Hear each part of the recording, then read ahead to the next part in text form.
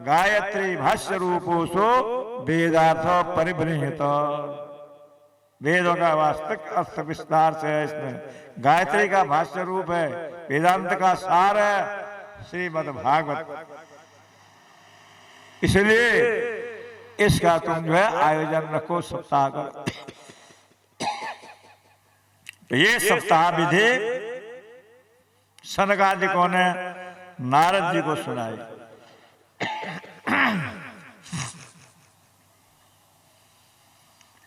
उसको सुन करके वो लोग आजन्म मात्र ये न सठे न किंचित विधाय सुख शास्त्र कथा न पीत्वा चांडाल वच खरवद तेन नीतम मिथ्या जन्म जननी जन दुख भाजा। जिसने कभी भागवत कथा सुनी नहीं, उसके प्रति श्रद्धा नहीं रखी, वो केवल अपनी मां को गर्भ पीड़ा प्रसव पीड़ा देने के लिए पैदा हुआ है। देवता लोग कहते हैं कि वो कैसे मनुष्य हैं जो इतना सुयोग प्राप्त करने पर भी इस कथा में रुचि नहीं रखते। उनका जन्म तो गधे के समान बोझा ढोने के लिए हुआ है। देवताओं ने ऐसे कहा, हम तो कहा अमृत लेके गए, हमको भगा दिया गया, इन मनुष्यों को मौका है और फिर भी ये नहीं मौका का लाभ लेते हैं, तो ये जब बेकार अपने जन्म को खोने वाले हैं। गधे की तरह बोझा ढो रहे, क्या लगा है हमारे ऊपर, उसका जो है स्वाद नहीं सकते। श्रीमद् भागवत का विशेष महत्व वर्णन किया, बड़े बड़े ऋषियों ने सुना। इसको देख के भक्ति देवी ज्ञान वैराग्य सहित वहां प्रकट हो गई। लोगों ने कहा ये कौन आया, ये भक्ति देवी। कहां से? ये कथा से ही है इनका प्रादुर्भाव हुआ। साहब सबके लिए आसन दिया गया, इनके लिए कहा आसन दे। भक्ति ने कहा देवी आप तो भक्तों के हृदय में बैठो, और जहां भगवान, जहां भक्ति देवी जिसके हृदय में बैठती है तो भगवान भी वहां बैठ जाते हैं। सकल भुवन मध्य निर्धनास्ते विधन्या निवसति हृदये शाम श्री भरे भक्ति रेखा हरिरपि निज लोकम सर्वथा तो विहाय प्रविशति हृदय शाम भक्ति सूत्रो परध्व। भगवान भक्ति के द्वारा वशीभूत हो जाते हैं। भक्ति वश पुरुष भक्तिरेव गरीयसी भक्तिरेव भूयसी। देखो भक्ति, ज्ञान, वैराग्य, तपस्या, त्याग, ये सब अलग अलग चीजें, सब एक नहीं है। ज्ञान से मोक्ष मिलता है, ज्ञान मोक्ष प्रद वेद बखाना। सदकर्म से कर्म तीन प्रकार के, सद, असद और निष्कर्म। अच्छे पुण्य दान आदि करा स्वर्ग मिलेगा, बुरे कर्म करें नरक मिलेगा। दोनों नहीं किए हमने तो बीच की अवस्था निष्कर्म अवस्था, धीरे धीरे हम मोक्ष की तरफ जाएंगे।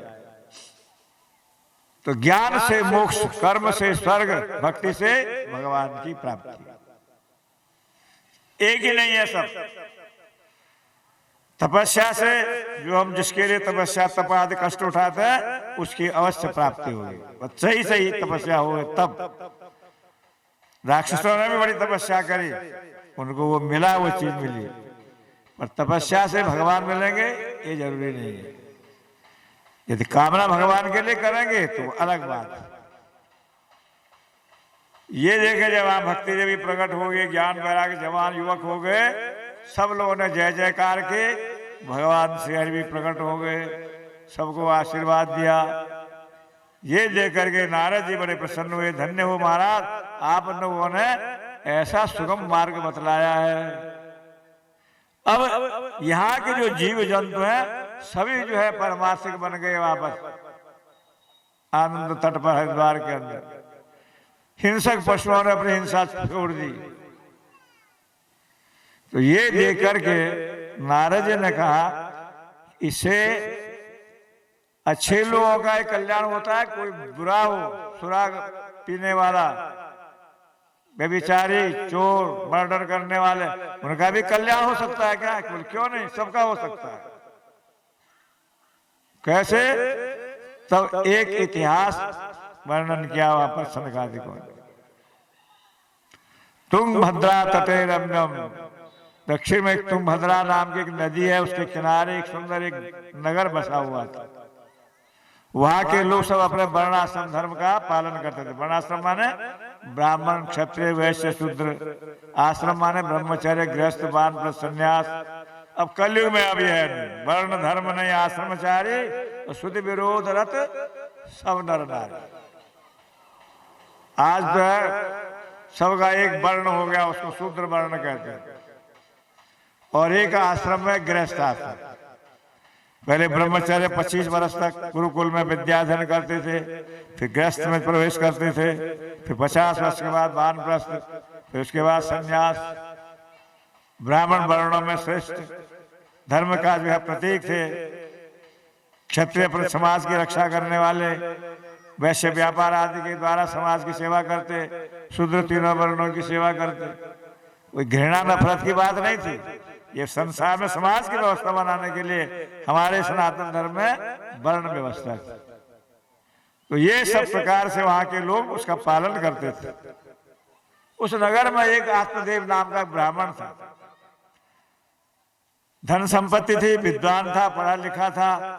फिर भी भिक्षावृत्ति से जो ब्राह्मण का एक वृत्ति है, जजमानगिरी आदि करना, उससे भी वो अपना काम करते थे। उनके घर में उनकी एक पत्नी थी जिसका नाम था धुंधली देवी। सब प्रकार से सुख सुविधाएं होने पर एक बड़ा कष्ट था कि उनको संतान नहीं थी। इसके कारण आत्मदेव दुखी रहते थे। पर पत्नी धुंधली देवी ऐसे गृह कार्य में बड़े चतुर थी। अड़ोस पड़ोस से कभी लड़ाई झगड़ा करना, कभी मिलना जुलना, कभी किसी की चीज ले जाना, इस काम में बड़ी निपुण थी। आत्मदेव चाहते थे कि मेरी संतान हो, धुंधली चाहती थी न हो तो अच्छा है, कौन पालन पोषण करे उसको। तो ऐसे हुए लोग, बच्चा होगा तो टट्टी पेशाब उठानी पड़ेगी, ये सब करना पड़ेगा, पालन पोषण में बड़ा कष्ट होता है। पर आत्मदेव के मन में ये है, गाय लाए तो उसका कोई बच्चा नहीं होता, तुलसी जी लगाते हैं तो सूख जाती है, फल आदि लाते हैं तो सड़ जाते हैं, पितृगण को कुछ तर्पण अंदर करते हैं तो गर्म श्वास लेकर के लेते हैं, इसके बाद कौन देगा हमको तर्पण करेगा। इस प्रकार से आत्मदेव को लोग भी कहते, अरे यार पंडित जी क्या बात है, आपने तो बहुत दिन से गाय पाल रखे है, अभी तक इसका बछड़ा बछड़ी कुछ नहीं हुआ? कि नहीं हुआ साहब हुआ। अरे तुम्हारा कोई संतान नहीं है ना इसलिए। अरे देखो तुम्हारा तो ये पेड़ में फल ही नहीं लगते हैं, हमारे यहाँ तुलसी सूख गई है। इस प्रकार से आत्मदेव बड़े दुखी रहने लगे। एक दिन बड़े व्याकुल होकर घर से चले वन की तरफ। रास्ते में एक सरोवर था, वहां कुछ जल पिया, हाथ मुंह धोया। अब सोचा अब क्या करना चाहिए। इतने में एक ऋषि, एक सन्यासी महात्मा जी निकले। उनको देख करके इसने प्रणाम किया। सन्यासी ने कहा, कोई ये ब्राह्मण देव, देखने में तो आप वेशभूषा से ब्राह्मण लगते हो, बड़े बड़े चिंतित हो, क्या बात है? अरे महाराज आपने बहुत अच्छा पहचाना मुझको, मैं बहुत दुखी हूं। किस बात का दुख है? मेरे कोई संतान नहीं है। महात्मा जी ने कहा, देखो संतान होने से ही कोई सुख नहीं मिलता है। तुमने बहुत कथाएं सुनी होगी, बैण अंग आदि महाराज हुए, किसने उनको संतान का सुख दिया? संतान के मारे तो घर छोड़ के वन में जाना पड़ा। इसलिए जो है नहीं है तो ठीक है, भगवान का भजन करो, इसमें कुछ रखा नहीं है। आत्मदेव बोला, महाराज ये तो उपदेश तो मैं भी बहुत जानता हूं, मैंने भी बहुत पढ़े सुने हैं, तुम बाबा लोगों को क्या है? अरे गृहस्थ का सुख तो तभी है जब घर में पत्नी हो, बच्चे हो, मम्मी पापा कुछ कहेंगे तो बड़ा सुख आनंद आता है। तुम लोग वैराग्य का उपदेश तो बहुत देते हो, वो मैं भी जानता हूं। अगर आप है कृपा कर सकते हो तो मुझे पुत्र का वरदान दीजिए। महात्मा जी ने कहा, सुनो तुम्हारे तो 7 जन्मों में भी पुत्र का जो है सुख नहीं है। तो बोलो अभी मरता, मैं सिर पटकने लगा। अरे ये क्या कर रहे हो? मैं तो एक ही जन्म से जो है कष्ट पा रहा हूं, अब 7 जन्मों का आपने जो है मेरा भविष्य बता दिया। तो फिर मुझे तो मरना ही है फिर। भाई मरो मत, मुझे क्यों हत्या लगाते हो, ब्रह्म हत्या? नहीं मानते हो। जब बहुत आग्रह करा तो देखो ये फल ले लो, पत्नी को खिला देना और उससे तुम्हारा जो है सचरित्र से रहेगी, तो भगवान चाहे तो अच्छा संतान पैदा हो जाए। अब जब उसके भाग्य में नहीं है तो माता जी फल क्यों दे रहे हैं? वो भगवान की कृपा से, भगवान के भरोसे उन्होंने उसके मन को संतुष्टि के लिए मंत्र अभिषिक्त करके और उस फल ब्राह्मण को दे दिया। ब्राह्मण देवता फल लेकर के घर आए, बड़े प्रसन्न देखे। धुंधली देवी बोली, बड़े आज कुछ देख रहे क्या? अरे देवी सुनो, अब तो हमारे घर में किलकारियां होंगी, बच्चा होगा, मम्मी पापा कहेगा, बहुत खुश हो जाएंगे। क्या करना है? ये फल है, नहा धो लेना और इसको बड़े प्रेम से खा लेना। इसके बाद बड़ी पवित्रता से रहना, झूठ मत बोलना, किसी के साथ कोई गड़बड़ झगड़ा लड़ाई मत करना। और भगवान ने चाहा तो सुलक्षण पुत्र जो है अपने यहाँ पैदा हो। आत्मदेव फल दे के चलेंगे। धुंधली देवी सोचती है, अरे मैं ये फल खाऊंगी तो मेरा घर में रहेगा, पेट बड़ा होगा। गांव में कहीं चोरी डकैती हो गई, लोग भगेंगे तो मैं कहां भागूंगी? कहीं आग लग गई तो मैं भाग भी नहीं सकूंगी। घर के काम धंधे करने पड़ते हैं तो वो भी नहीं कर पाऊंगी। बच्चे को लालन पालन करने में दुख, उसको नहलाओ, टट्टी पेशाब उठाओ, कपड़े धो, सब दुखी दुख। बुढ़ा बड़ा हो गया तो फिर गाली देगा। इसलिए कहां से अला बला ले आए, मन में ये सोचते उसने फल नहीं खाया। इतने में उसकी पड़ोसन आई। धुंधली देवी आज बड़ी चिंतित है, क्या बात है? अरे तुम बहन तो अच्छे आई हो, मेरे पति देव तो ये फल लाए हैं, कह रहे हैं इसके खाने से जो है पुत्र होगा और बड़ा अच्छा लगेगा, पर मैं तो नहीं खाना चाहती। क्यों? देखो पुत्र को पालन करने में, उसकी सेवा करने में बड़ा कष्ट होता है। और वो सब बातें बता दी। तुम्हें क्या कष्ट होना है? देखो घर के काम तो नहीं कर पाओगे तो अपनी ननद को बुला लेना। अरे मेरी ननद तो बड़ी चोटी है, वो घर के सब सामान बटोर के ले जाएगी, तो उसको काहे को बुलाऊंगा? तो देखो ऐसा है, बच्चा होने में तो अच्छा ही है, तुम्हारा वंश चलेगा। अरे वंश चलेगा क्या चलेगा, मेरी तो हालत खराब हो जाएगी। नाना तर्क करके पड़ोसन ने कहा, भाई तू फल खा चाहे न खा, मेरा दिमाग मत खा, अब तेरी मर्जी है जो कुछ करना। वो चली गई। थोड़ी देर बाद उसकी सगी बहन आई। सगी बहन आए तो धुंधली बोली, बहना तुम अच्छी आई, और उसको सारी किस्से सुना दी। और बहन भी ये चाहती कि इसके संतान न हो तो अच्छा है, मेरा बच्चा एक गोद ले ले। तो बहन ने कहा, धुंधली तुम फिक्र क्यों करती हो? 3 महीने का मेरा गर्भ है, मैं अपना बच्चा तुमको दे दूंगी, तुम मेरे पति को पैसे दे देना। हमारे तो ऐसे बहुत सी चिल्लड़ 9-10 बच्चे तो पहले से हमारे घर में है, अब एक तुमको दे दूंगी, तो इनकी संपत्ति का मालिक भी मेरा बच्चा बनेगा। बहन बहन हो तो तेरी जैसी हो, तुमने बड़ा अच्छा उपदेश मुझे को दिया, शिक्षा दी। देखो मेरा बच्चा होगा, मैं तुमको दे जाऊंगी और चुपचाप आकर के उसको दूध पिला जाऊंगी, लालन पालन करूंगी, तुम्हें कष्ट भी नहीं होगा और तुम्हारे जो है कामना में पति देव कोई मालूम पड़ जाएगा। और देखो ये फल खाने से कोई बच्चा पैदा होता है क्या? ये जो फल दिया ना, ये गाय को खिला दो, गाय का भी तो बच्चा नहीं हो रहा है, मालूम पड़ जाएगा कि फल में करामात है कि नहीं है। तो फल गाय को दे देना और तुम जो मेरे बच्चा। धुंधली देवी अपनी बहन के चक्कर में आ गई। उसके जो है 9 महीने पूरे हुए, बहन का बच्चा ले लिया, आत्मदेव को बता दिया, बच्चा हो गया, खुशी खुशी प्रसन्न हो गए। कहा मेरे तो दूध नहीं निकल रहा है, मेरी बहन का बच्चा अभी होकर गुजर गया, उसको यहाँ आने दो तो वो दूध पिला देगी। हाँ ठीक है, कोई बात नहीं। वहां पर उसका लालन पालन होने लगा। इधर जो फल गाय को खिलाया था 3 महीने बाद था, 3 महीने का बच्चा पहले था इसका, तो 3 महीने बाद जो है गाय का भी बच्चा हो गया। कान उसके गाय के समान, बाकी सब अंग मनुष्य के समान। नाम पड़ा गोकर्ण, कर्ण गाय की तरह, बाकी मनुष्य। अब ऐसे फल के अंदर ऐसे चमत्कार, अब वैज्ञानिक लोग तो इसको मानेंगे नहीं, पर मंत्र बल से सब कुछ संभव होता है। पहले मंत्रों का प्रभाव था। भगवान पुष्पक विमान से आए, कहां से? लंका से। तो पेट्रोल से चला कि डीजल से चला? उस वक्त मंत्र शक्ति से चलता था। पहले मंत्र शक्ति थी, फिर तंत्र शक्ति आई, और आज है यंत्र शक्ति। आज यंत्रों से काम हो रहा।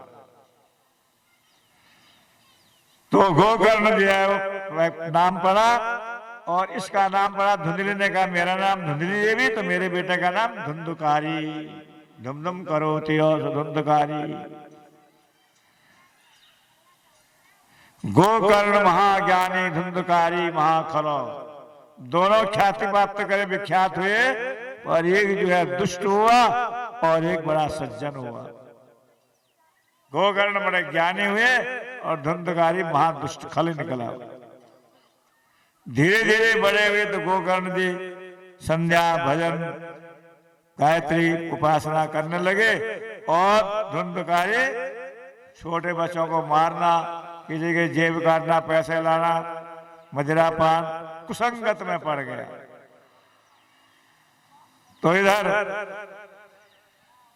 लोगों ने शिकायत करी कि आत्मदेव जी, पहले तो कहा अरे आत्मदेव तुम्हारा कितना बड़ा सौभाग्य है, तुम्हारे भले बच्चा भी हो गया, गाय ने भी बच्चा दे दिया मनुष्य जैसा, कितनी बड़ी बात है ये। लेकिन जब धुंधकारी ने सबको सताना शुरू करा, तब शिकायत करने आने लगे, महाराज ये बच्चे को संभालो अपना, ये हमारे बच्चों को मारता है, किसी को कुएं में डालता है, किसी को थप्पड़ मारता है, किसी की चीज चुराता है। समझाया उसको, बेटा देखो हम लोग ब्राह्मण हैं, ये काम तुम्हें क्यों करते हो? धुंधकारी कहते पिताजी बस आप सचा गए हो, आप चुप रहो, जो है करना है हमको, हम जो सब जानते हैं क्या ठीक है क्या गलत है। अब जो है आत्मदेव बहुत से लोगों की शिकायतें आने लगी, वो मदिरा पान करे, जुआ खेले, कुगामी कर गमन करे। अब एक दिन बड़ा दुखी हो गया। सूर्य जी कहते हैं देखो ऋषियों, पहले संतान नहीं थी तो दुखी था, मरने जा रहा था आत्महत्या करने, और आज संतान हो गई तो कहता अब तो मरना ही अच्छा, ऐसे कुपुत्र से तो निपुत्र होना अच्छा है। लेकिन गोकर्ण जी बड़े ज्ञानी थे, उन्होंने पिता को बहुत उपदेश दिया। कहा पिताजी इसकी चिंता क्यों करते हो, ये शरीर जो है अनित्य है, असार खलु संसार, हमेशा के लिए यहाँ दुनिया में आए नहीं है। शरीर में अहम बुद्धि करने से ही हमारी दुर्दशा होती है। ये उपदेश दे रहा गोकर्ण, देहे स्थिमान सरुदिरे भिमतिम त्यजत्वम जाया सुता सदा ममता विमुंच। इस शरीर क्या है? हड्डी, खून, मांस आदि का एक ढांचा है। इसमें स्त्री पुत्र आदि की ममता आसक्ति, ये हमारे दुख का कारण है। पश्यानिशम जगदिदम क्षणभग्न निष्ठ वैराग्य राग रसिको भक्ति निष्ठ। देखो वैराग्य धारण करिए और ये सब क्षणभंगुर है, नाश होने वाले हैं। शरीर में है अहमता और ममता। अहमता माने अहम मैं ये हूं, ममता ये मेरे, यही दुखों का कारण है। मैं और मेरा, माया किसको कहते हैं? मैं और मोर तोर ते माया जय बस कीनी सी जीव निकाया। ये मेरा, ये तेरा, ये उसका, इसी में जो पड़े हैं इसको माया का स्वरूप कहते हैं। मैं और मोर तोर ते माया। माँ का दूसरा अर्थ माँ माने नहीं, या माने जो, जहां सही सुख नहीं है हम उसमें सुख ढूंढ रहे हैं, उसको माया कहते हैं। भगवान भी कहते हैं देवी ऐसा गुणमवी मम माया दुरत्या। ये मेरी माया बड़ी दुस्तर है, ये बहुत कोशिश करने पर भी नहीं छूटती है ये, पर उपाय है, हर बीमारी का इलाज है। तो माया कैसे छूटेगी? मामे बजे प्रपद्यन्ते माया मेताम तरन्ति ते। जो मेरे प्रपन्न माने शरणागत होता है वो मेरी माया से पार हो जाता है। ये गोकर्ण जी पिताजी को उपदेश दे रहे। धर्म मजस्व सततम तद लोक धर्मान सेवा सेवस्य साध पुरुषास्य जाहि काम। पिताजी लौकिक धर्मों को छोड़ करके पारलौकिक धर्म का अनुशीलन करो। लौकिक धर्म क्या है? संसार में माता पिता की सेवा, दीन अतिथियों को उसको सत्कार करना, दान पुण्य करना, ये लौकिक धर्म है। और पारलौकिक धर्म है भगवान की तरफ लगना, भजन करना। इसलिए इनको लौकिक धर्मों को छोड़ो और पारलौकिक धर्म को अनुशीलन करो। जैसे प्रहलाद जी महाराज ने, मीराबाई ने, इन सब ने पारलौकिक धर्म का अनुशीलन किया। जाके प्रेम राम वैदेही तजे ताई कोटि वैरी सम यद्यपि परम सनेही। अब इसकी व्याख्या आगे आने के प्रसंग में करेंगे। तो अन्यस्य दोष गुण चिंतन मास मुक्ता सेवा कथा रसमोन तनाम पिबत्तम। दूसरों के गुण और दोष को मत देखो, गुण भी मत देखो, दोष भी मत देखो। दोष देखने से घृणा होगी, गुण देखने से ममता आ सकती होगी। ये देखो किसके? भगवान की तरफ लगो, भगवान के भक्तों का संग करो, दशम स्कंद का पाठ करो, भागवत का। इस प्रकार से बहुत उपदेश दिया गोकर्ण जी ने आत्मदेव को। उसकी बात सुनकर आत्मदेव बोले, बेटा एक तो तुम हो, तुम्हारी बात से बड़ा संतोष मिलता है। एक वो दुष्ट कुलक्षणी पुत्र है, वो पुत्र क्या है? वो किराए का बेटा है। समझ गए? वो फल खिला देते, खा जाते, तो गोकर्ण धुंधली देवी का पुत्र होता। तो ये बीच में धुंधकारी तो आता ही नहीं। फिर वजह कुमति ये देवी है ना, धुंधली देवी ने सारा उलट पलट कर दिया काम। ये इसके हम लोगों को शिक्षा मिलती है कि हमारे घर गृहस्थ में ऐसे जब हो जाता है तो उसका परिणाम क्या निकलता है वो सब जानते हैं। इन कथाओं से हमको अपने जीवन में सीखने को बहुत कुछ मिलता है। क्या करना चाहिए, क्या नहीं करना चाहिए, कैसे रहना चाहिए, किसका संग करना चाहिए।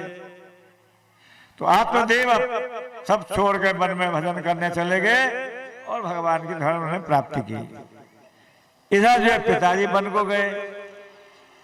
अब धुंधकारी माँ को सताने लगा। अब देखो तो माँ तो खुद है नहीं सकी, किराए से लिया है। माँ को तो जाओ पैसे गायब। उसने कहा बेटा सब तो बर्बाद कर दिया तुमने, जुआ खेल करके करके, और मारने लग गया। 5 वैश्याओं को ले आया घर में। माँ जो है दुखी हो गई, वो माँ को पीटने लगा, मारने लगा। तो क्या हुआ, उस माँ धुंधली देवी एक दिन जाके स्वयं कुएं में गिर गए, उसने आत्महत्या कर ली। गोकर्ण ने देखा पिताजी तो गए वन में, माता जी गई कुएं में। अब मेरा नंबर ना आ जाए तो घर द्वार छोड़ करके तीर्थ पर्यटन करने चले गए गोकर्ण। अब धुंधकारी ने कहा अब तो कोई घर में कहने वाला, सुनने वाला, बोलने वाला है नहीं है, बस जो मर्जी सो करे, डकैती डाले, चोरी करे, सब करके उन वैश्याओं का पालन करे और मस्त मजरा पान करके मस्त बना। वैश्याओं ने देखा कि बहुत चोरी करके सामान लाता है, सोना चांदी, कभी पकड़ा तो जाएगा ही। तो ये पकड़ा गया तो हम भी पकड़ी जाएंगे इसके साथ। इसलिए इसके इलाज को ऐसा करो, इसका ही ठिकाने लगा दो।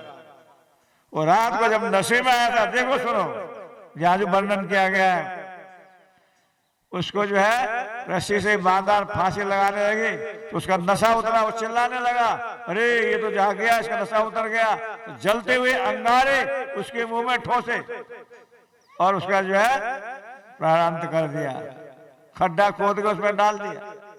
लोग पूछेंगे कहाँ गए, तो हम कह देंगे वो तो कमाने गए बाहर प्रदेश, और सारा सामान उमान लेकर के और वो चंपत हो गए।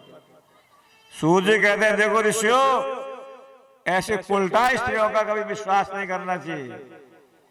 इनके जीव मुख तो देखने में ऐसे लगता है कि मृत्यु के धार हो, और एक छुरे के समान, उस तरह के समान इनका जो है अंतःकरण होता है। इसलिए पारमार्थिक व्यक्ति को ऐसे उल्टाओं से बच के रहना चाहिए। अब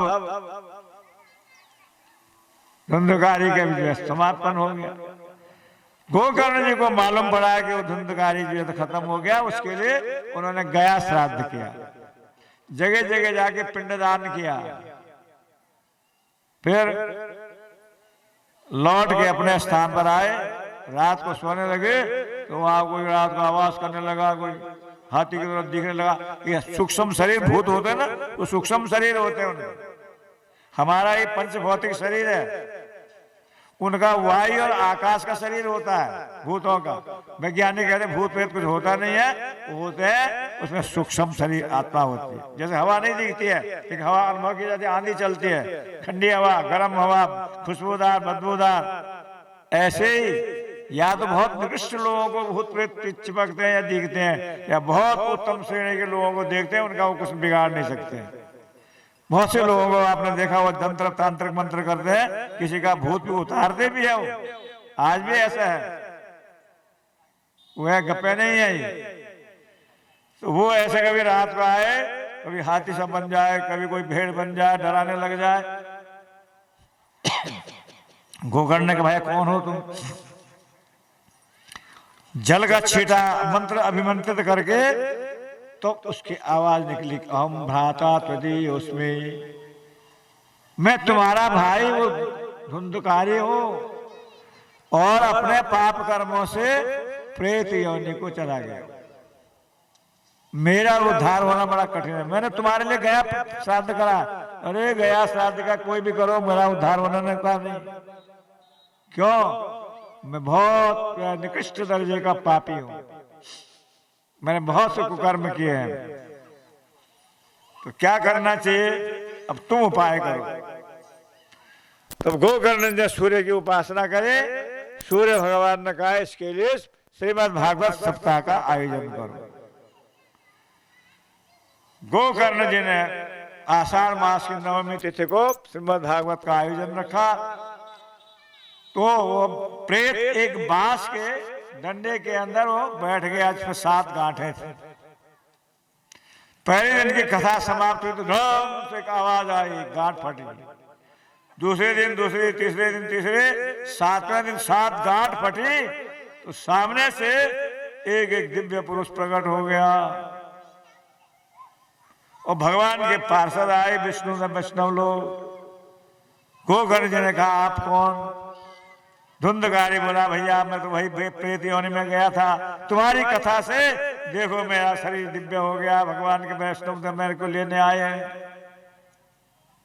और बहुत से उपदेश की कथा ऐसी है, मनुष्य जो है बासी अन्न खाता है सवेरे का शाम, शरीर बनता है तो शरीर में क्या नित्यता है? इसे अस्थि स्तंभम मांस शोणित लेपितम चर्माबद्धम दुर्गंधम पात्रम मूत्र पुरीशयो। माने शरीर एक अस्थि हड्डियों का एक ढांचा है।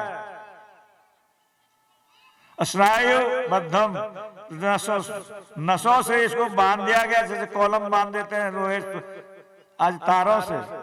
अस्थि स्तंभम स्नायु बद्धम मांस शोणित लेपितम, मांस और खून से इसका प्लास्टर कर दिया, पुट्टी कर दी शरीर की।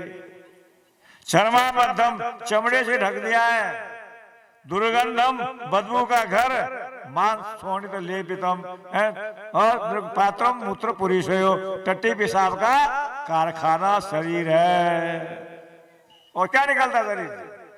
एक चीज इसमें है, एक आत्म तत्व के द्वारा भगवत तत्व की प्राप्ति कर सकते हैं। तो अब गोकर्ण वहां धुंधकारी ने बड़ी प्रार्थना करी बहुत से श्लोकों के द्वारा, और वहां वैष्णव दूत आए थे, उनको विमान पर लेकर के जाने लगे। तो गोकर्ण कहा महाराज ये कथा तो यहाँ बहुत लोगों ने सुनी, सब बैठे हैं, एक से इसके लिए विमान क्यों आया? क्यों भाई? कथा तो सब लोग सुन रहे थे, और उस प्रेत के लिए विमान आया, भगवत धाम को गए। तो वैष्णव लोगों ने कहा कथा तो सुनी सबने, पर अपने ने नहीं सुनी, तो उपचारिकता के लिए सुनी उन्होंने। चलो कथा में जाना चाहिए था, क्या कहते हैं पंडित जी कितने पानी में, ये सब देख करके, और अपने लगाव से इसने अपने कल्याण के लिए सुना। दत्तचित होकर के उसको मनन किया और मनन करने से इसका जो उद्धार हो गया।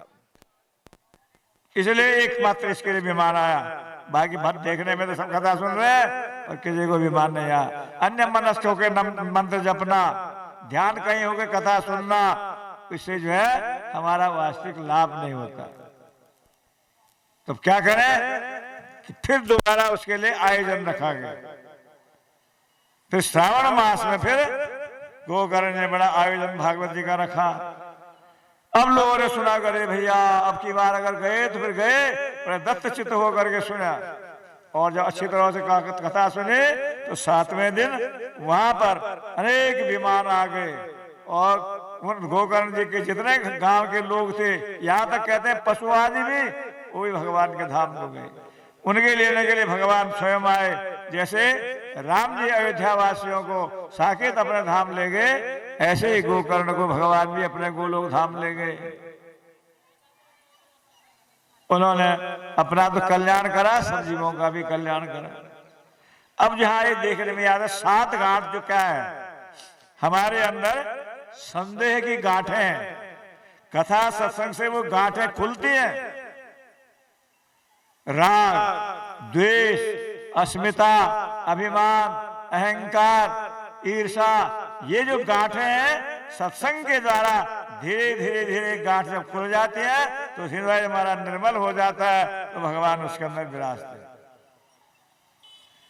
वो धुंधकारी की 5 वैश्याएं कौन सी हैं? वो थी भी, उसका दूसरा रूपक ये है कि 5 विषय हैं, रूप, रस, गंध, शब्द, स्पर्श, ये 5 विषय हमारे वैश्याओं के समान हमको खींचते रहते हैं। इनके कहने में हम चलते हैं। आंख इधर देखो, कान कहते हैं ये गाना सुनो, जीभ कहते हैं ये विषय चखो, खाओ, बोलो, नाक कहते हैं सूंघो, त्वचा कहते हैं ये छुओ। इस 5 विषय में ही हम लोगों का मन है। तुंगभद्रा, तुम श्रेष्ठ जिससे काम हो जाते, शरीर हमारा है। आत्मदेव एक आत्मा है शरीर के अंदर। धुंधुती देवी हमारी कुबुद्धि है, जो बुरे विचारों को जो चिंतन करती है। उसका एक दूसरा अर्थ ये है, पर इसका ये मतलब नहीं कि वो हुए नहीं थे, वो भी हुए, ये भी उसका दूसरा अर्थ इसके रूप में भी है। तो सनगाद जी को ने कहा, देखा नारद जी, ऐसे पापी दुष्ट का भी भगवान की कथा से कल्याण हो जाता है। तो वहां पर जो है मैं महात्मा वर्णन कर रहे थे, भक्ति देवी प्रकट हो गई। उद्धव जी आ गए, उन्होंने जो है प्रहलाद जी आए, करताल बजाने लगे। उद्धव जी जो है मृदंग बजाने लगे, इंद्र जो है मृदंग बजाने लगे, अर्जुन आराप गाने लगे, सनगादिक जय हो गाने को घोष करने लगे, सुखदेव जी बड़े नृत्य करने लगे। भगवान श्री स्वयं पधारे, भक्ति देवी आई, ज्ञान भरा के जो है बड़े पुष्प रूप से वहां पर प्रकट हो गए। ये सब देख करके नारद जी भी गदगद होकर अपनी बीड़ा से भगवान के गुणानुवाद गाने लगे। अब महाराज इसका नियम क्या है कथा का? कोई शुभ मुहूर्त में इसका जो है निकालना चाहिए। वैसे सभी समय इसका कहा जाता है। कुछ लोग कहते हैं चैत्र पौष आज में नहीं करना चाहिए। भगवान कथा कोई नियम विशेष नहीं है, जब चाहे तब कर सकते हैं। अगर अपने आत्म कल्याण के लिए है तो, और कोई कामना के उद्देश्य से है तो कोई शुभ मुहूर्त आज में उसका आयोजन रखना चाहिए। श्रवण करने वाले का और वक्ता को क्या चाहिए? 7 दिन तक ब्रह्मचर्य से रहे, क्षौर, दाढ़ी, बाल नहीं काटना चाहिए, भूमि शयन ब्रह्मचर्य का पथ का पालन करना चाहिए, तामसिक वस्तुओं का सेवन नहीं करना चाहिए, हो सके तो फलाहार करे, नहीं तो जिससे जीवन धारण करे, अन्न भी खाए, तो कथा में आलस्य ना आवे, ऐसे नियम पालन करने चाहिए। ये वर्णन किया गया है। दूसरा, दुष्ट का अन्न, पापी लोगों से संभाषण आदि से दूर रहना चाहिए। कथा सुनने के सबका अधिकार है। ब्राह्मण, क्षत्रिय, वैश्य, शूद्र, स्त्री, पुरुष, नपुंसक कोई भी है, सब भगवान की कथा सुनने का अधिकार रखते हैं। पर एक और बात लिखी है इसमें, बोलने वाला कैसा होना चाहिए? विरक्तो वैष्णव विप्रो वेद शास्त्र विशुद्धिकृत बोलने वाला मेरे वैष्णव बना होना चाहिए, विरक्त भाव वाला होना चाहिए, भोगी आसक्त संसार में नहीं होना चाहिए, ब्राह्मण होना चाहिए। ब्राह्मण माने ब्रह्म जाना ब्राह्मण। आज बहुत सी जगह कथाएं होती भागवत जी की, वो तो दूसरी जाति के लोग भी अब कथा गाने लग गए थे। और ऐसा धंधा हो गया कि जैसे बाजार में सामान बेचने आते हैं ना, फल ले लो, फलाना ले लो, आज हो गया कथा सुन लो, ये हो गया आज। वृंदावन में कथा भागवत पढ़ाई जाती है, बस सब लोगों को दुकानें खोलने लग जाती है। ये दुकान खोलने की नहीं है, ही कथा है। दृष्टांत कुशलो धीरो,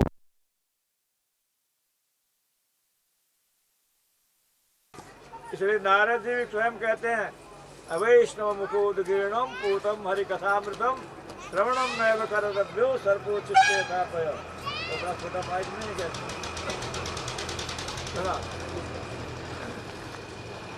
सुनने वाला और सुनाने वाला कैसा होना चाहिए वर्णन किया गया।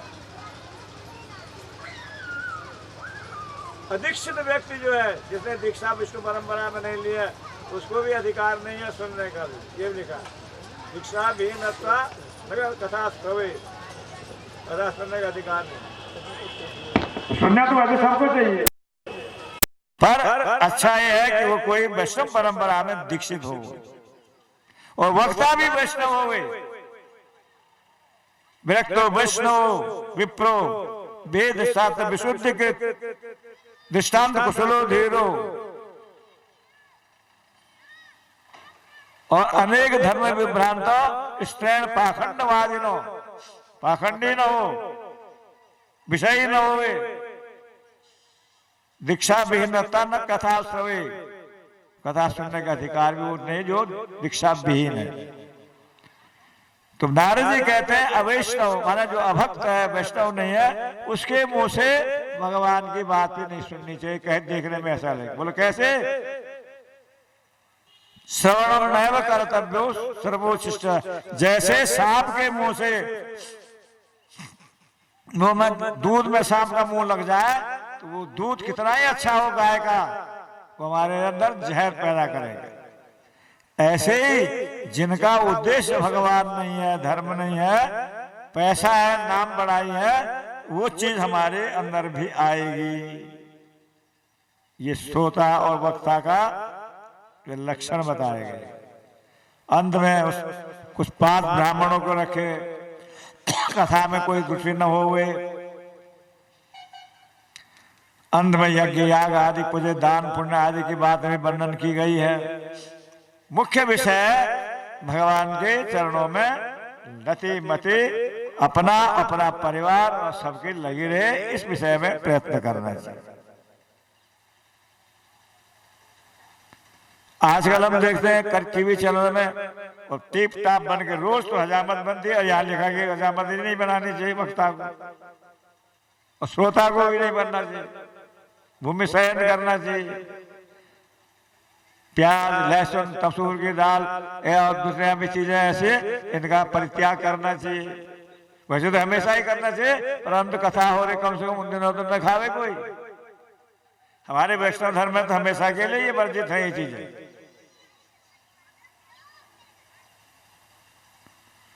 तो इस प्रकार से उसका महत्व वर्णन किया कि साहब सुखदेव जी ने ये कथा कब कही, गोकर्ण ने कब कही और सनकादिकों ने कब कही। तो सुखदेव जी ने भगवान श्री कृष्ण के अपने धाम जाने के 30 वर्ष से कुछ ऊपर होने पर सुखदेव जी ने परीक्षित को कथा सुनाई। भाद्र मास के शुक्ल पक्ष के नवमी, राधाष्टमी के जिस दूसरे दिन नवमी आती है, उस दिन उन्होंने एक कथा सुखदेव जी ने परीक्षित को सुनाई। और आषाढ़ मास की नवमी को उसके 200 वर्ष बाद से ऊपर कुछ वर्ष बीतने पर गोकर्ण जी ने धुंधकारी के लिए ये कथा सुनाई। आषाढ़ मास के नवमी को पहले, फिर दोबारा श्रावण मास के नवमी, और सनकादिकों ने कार्तिक मास के नवमी शुक्ल पक्ष की नवमी तिथि को ये कथा नारद जी के द्वारा जीवों के लिए सुनाई गई। तो इस कथा से सब बड़े प्रसन्न हुए, गदगद हुए, भक्ति देवी पुष्ट हुए, ज्ञान वैराग्य युवक बन गए, और भगवान के चरणों में सबका अनुराग हुआ। इस प्रकार से ये पद्म पुराण के अंदर भागवत का महात्म्य वर्णन है। एक दूसरा महात्म्य स्कंद पुराण के अंदर भी है, उसमें उद्धव आदि का संवाद है। अब वो दूसरा विषय है। अब यहाँ पर कथा का प्रारंभ करते हैं। समय तो हो रहा है, पर थोड़ा एक आध भजन हो जाए, उसके बाद आगे की कथा शुरू करते हैं।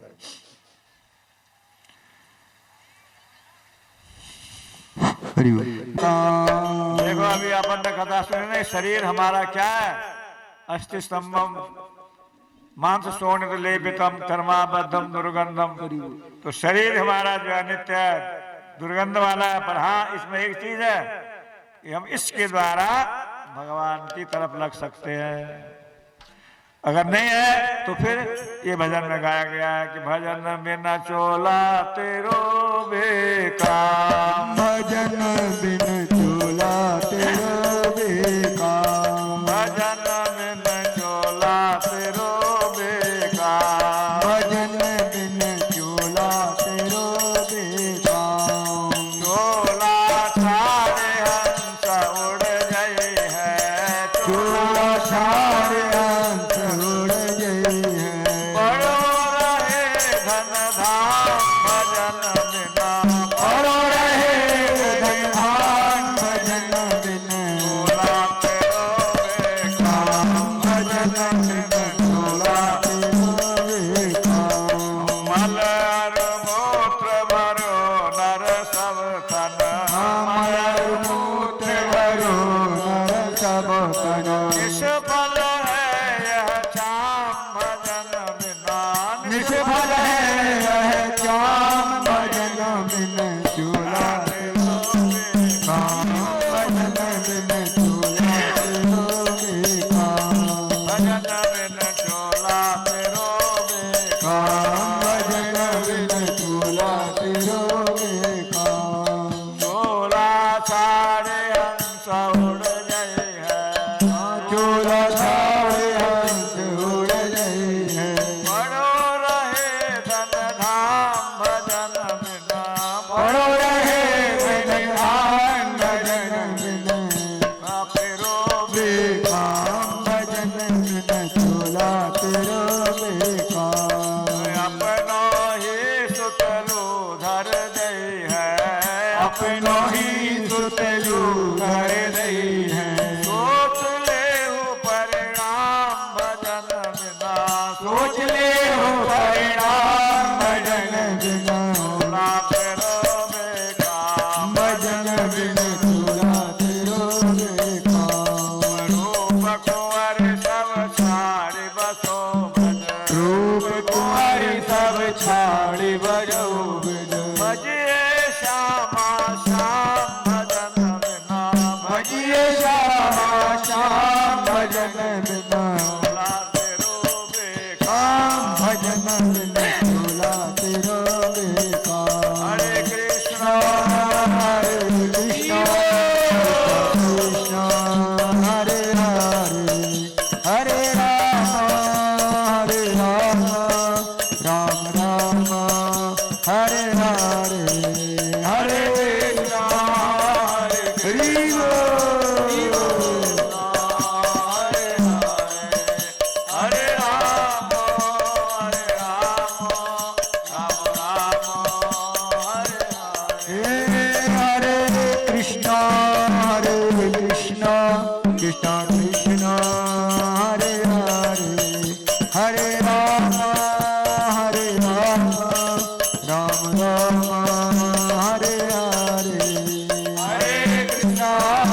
हरे हरे।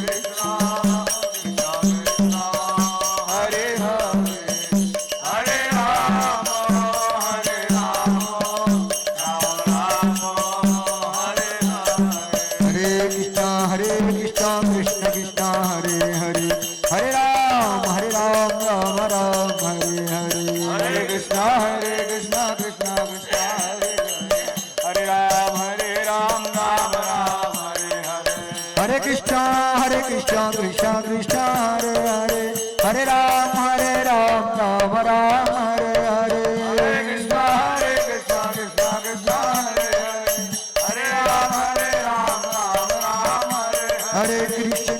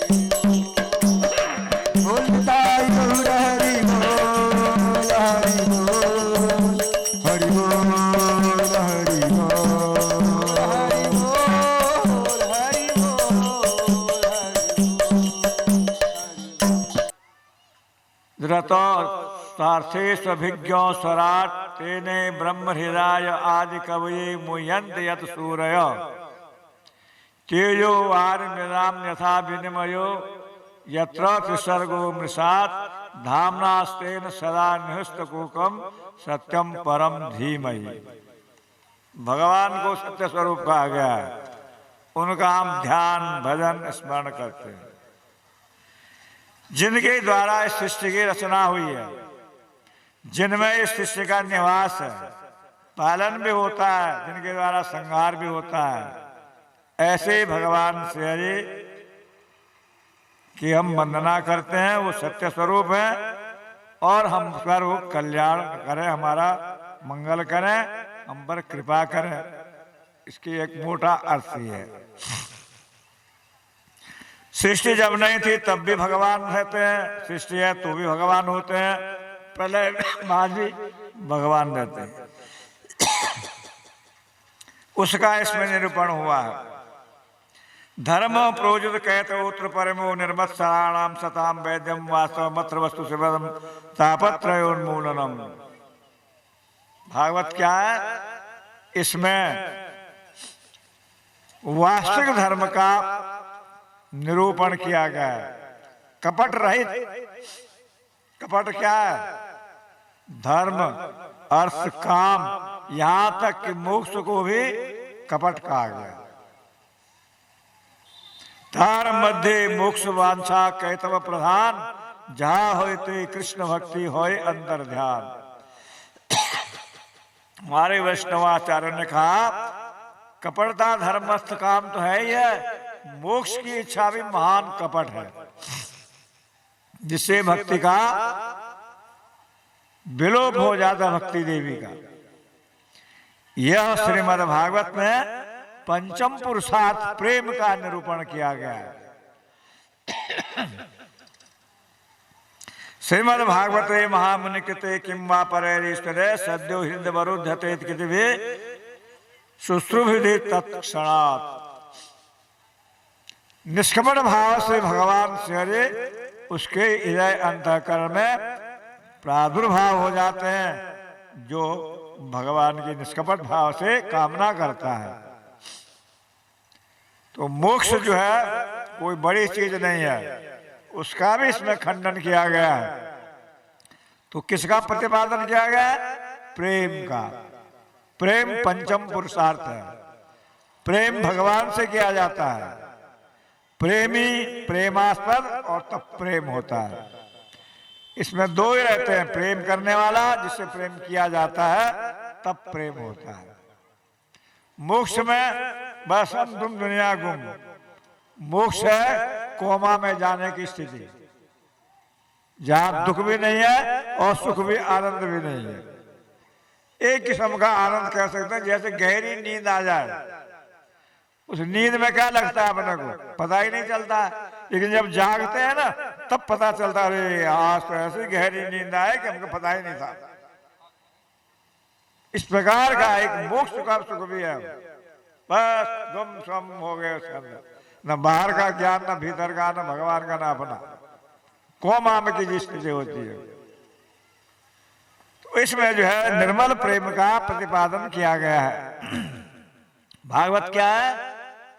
निगम कल्पतरोर गलितम फलम सुख मुखाद मृतद्रव संयुतम पीवतम भागवतम रसमालयम मूरहो रसिका भूय भावुका। निगम कहते हैं वेद को, आगम कहते हैं पुराण आदि को। वेद रूपी कल्प वृक्ष का पका हुआ फल है, परिपक्व फल है। गलितम फल का तो गला सड़ा नहीं है, परिपक्व फल है। उसके निशानी है पके फल पर तोता पक्षी मुंह देता है। इसमें भी सुखदेव रूपी तोते ने इसको मुख दिया है, उसने कहा है सुख मुखान मृतद्रव संयुतम। इस श्लोक की बहुत व्याख्या है इसकी। तो ये भागवत जो है कैसे खाना चाहिए, फल है ये, तो फल क्या किया जाता है? चूसा जाता है या चबाया जाता है, खाया जाता है। लेकिन यहाँ का पीवतम भागवतम रसमाल, इसको पान करो। कहां से? कर्णरंध्र के द्वारा। तो पान किसका किया जाता है? पानी हो। तो फल में तो छिलका होता है, गुठली होती है कि नहीं? इसमें छिलका गुठली नहीं है, छोड़ने की कोई चीज नहीं है। पहले स्कंद से लेकर के 12 स्कंद तक सब इसका जो है पठन पाठन करने का है, आदि से अंत तक। सुख मुखाद रसयुतम पीबत भागवतम रसमालय रे, रस का घर है, केवल रसी रस जैसे रसगुल्ला का रस मुंह में डालो घुल जाए। मोह रहो निरंतर, रसिका रसिक प्रेमी लोग भवी भाव का जो भावुक है उसका पान करो।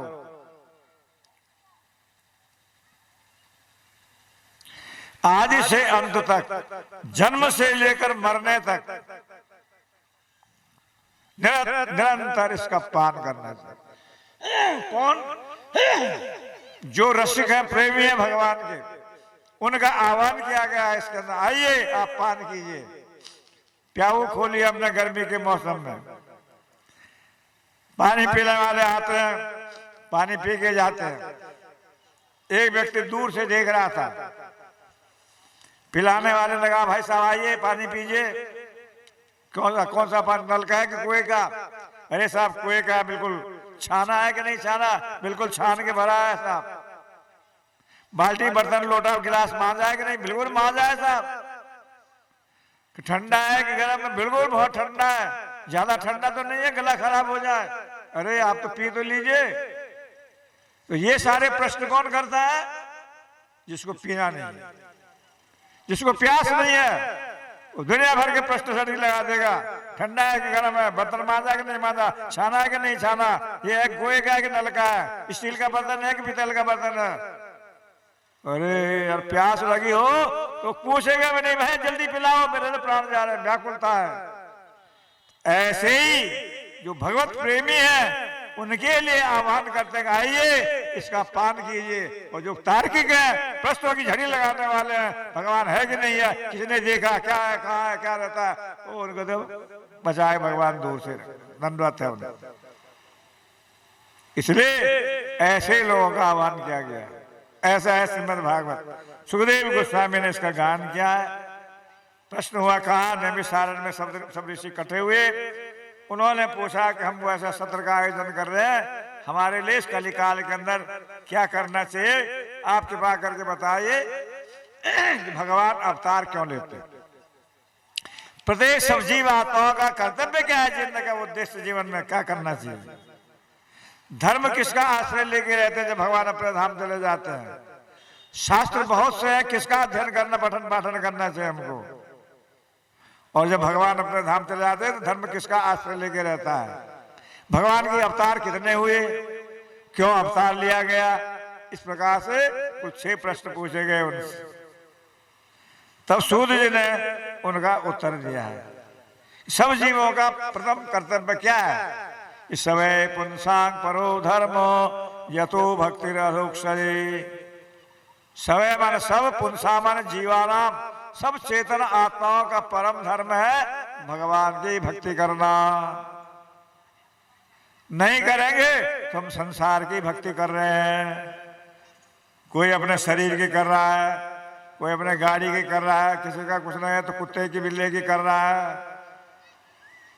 कोई ना कोई जो है लगा हुआ है सेवा में। सेवा धर्म जो है सबके अंदर है। भक्ति का मतलब होता है सेवा, और सेवा जो धर्म है ये बड़ा दुर्लभ है, सबसे नहीं होता नहीं है। सेवा धर्म परम दुर्लभ, योगी नाम पे गम्य हो, योगियों के लिए बड़ा दुर्लभ है। प्राणायाम करने के भस्त्रिका अनुलोम विलोम सब करेंगे, सेवा कौन करना चाहता भगवान। अब कथा दृष्टांत तो बहुत सारे हैं, अब आज उपस्थिति भी कम है। सब लोग जो आए थे वो चलेंगे धीरे धीरे, इन बातों को जानना चाहिए। पहले ABCD और से जब बात नहीं आएगी तो आगे की बातें पढ़ाई समझ में नहीं बैठती। तो आप पहला दिन तो जरूरी समझना चाहिए हमको। प्रत्येक चेतन आत्मा का धर्म है, शरीर का नहीं, आत्मा का धर्म है भगवान की भक्ति सेवा करना। कौन सी अहेतु की, जिसमें कोई कारण न हो, हेतु रहित जग जग उपकारी, तुम तुम्हार सेवक सुरारी। मतलब समझ गए? हम सब सुर नर मुनि सबकी है रीति, आगे क्या है? स्वार्थ लागी करें सब प्रीति। सुर देवता नर मनुष्य मुनि सब अपने मतलब के लिए दूसरे से प्रेम लगाव करते हैं। तो ऐसा कोई है जो ना बिना कारण मतलब के किसी से प्रेम करे? कि हाँ है। कौन? कि हेतु रहित जग जुग उपकारी, तुम तुम्हार सेवक असुरारी। प्रभु एक तो आप है, भगवान को कोई मतलब नहीं, कोई रिश्वत तो चाहिए नहीं, वो निजलापूर्ण है, वो काहे को अपने मतलब के लिए किसी से प्रेम करेंगे? निजलापूर्ण है, इसलिए वो भगवान हेतु रहित कृपा करते हैं। और एक भगवान का भक्त भी, उसको भी कोई आकांक्षा नहीं है जगत की, वो भी कृपालु दयालु होता है, सब पर कृपा करते हैं। हेतु रहित जगत जो मुकारी, तुम तुम्हार सेवक। एक भगवान और एक भगवान का निष्कपट सेवक, ये बिना स्वार्थ के सबका कल्याण करते हैं। तो भक्ति करना, सेवा करना सभी जीवात्माओं का परम कर्तव्य है। किसकी? भगवान की सेवा भक्ति करना सबका परम कर्तव्य है, धर्म है, स्वभाव है। ये नहीं होगा तो दुनिया की सेवा अपने शरीर के अथवा शरीर संबंधी और लोगों के घर वालों की सेवा सब कर रहे हैं। धर्म का आयोजन किस लिए किया जाता है? धर्म का पालन धर्मो सुनिश्चित पुंसांग विश्वसेन कथा सुयो नोत्पादेतिम श्रम एवं केवलम। धर्म का प्रतिपादन होता है भगवान से प्रेम करने के लिए। यदि प्रेम नहीं हुआ भगवान में तो क्या होगा? श्रम एवं, मेहनत है केवल। मेहनत जैसे लड़का लड़की की शादी किस लिए होती है?